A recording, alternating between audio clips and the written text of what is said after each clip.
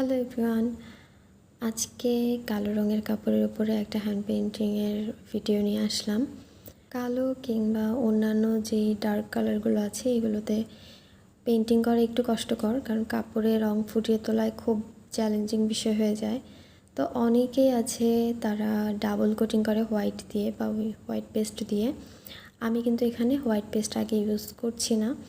আপনারা দেখতে পাচ্ছেন এখানে কোনো কোটিং করি নাই আগে থেকে, কারণ ডাবল লেয়ারে কাজ করলে কাজটা হার্ড হয়ে যায়। আমি পাতাও সেম প্রসেসে করেছি, ডিরেক্ট কালার ব্যবহার করেছি এখানে। আর এই রঙগুলো কিন্তু আমি নিজেই বানিয়ে কাজ করি, তো কালার গ্যারেন্টি, কালার উঠে যাবে না। আমি আমার কাস্টমারদেরকে এভাবে বলি, কেউ যদি আমাকে জিজ্ঞেস করে যে আপু রং উঠে যাবে কি না, তো আমি বলি কাপড় তো আমি বানাইনি, কাপড়ের গ্যারেন্টি আমি দিতে পারবো না, তবে কাপড় ছিঁড়ে যাবে, রং উঠে যাবে না। তাই কালো কালার ফ্যাব্রিকের উপরে পেইন্টিং করছি জারুল ফুল। এখন তো জারুল কৃষ্ণচূড়ার সিজন চলছে, বাইরে বের হলে দেখা যায় রাস্তার সাইডে বিশাল বড় গাছগুলো যেখানে কৃষ্ণচূড়া ফুটে আছে, জারুল ফুলের দেখা মেলে। এটা কিন্তু একটা সুতি ভয়েল কাপড়।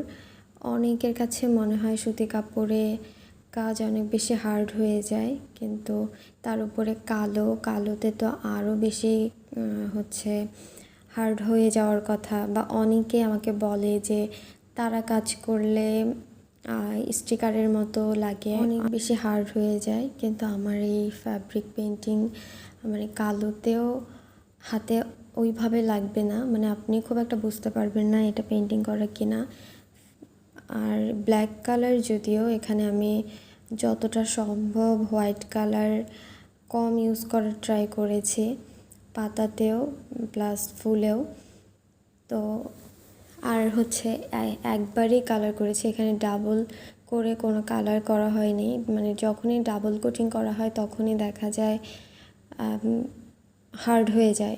আর অনেকেরই চিন্তা থাকে ব্ল্যাক বা ডার্ক কাপড় মানেই ডাবল করে কাজ করতে হবে বা সাদা দিয়ে আগে কোটিং করে তার উপরে কাজ করতে হবে, কিন্তু খুব সহজেই এভাবে এক লেয়ারেও কাজ করে কাজ ফুটিয়ে তোলা যায় যদি আপনি কিছু টেকনিকে কাজ করতে পারেন।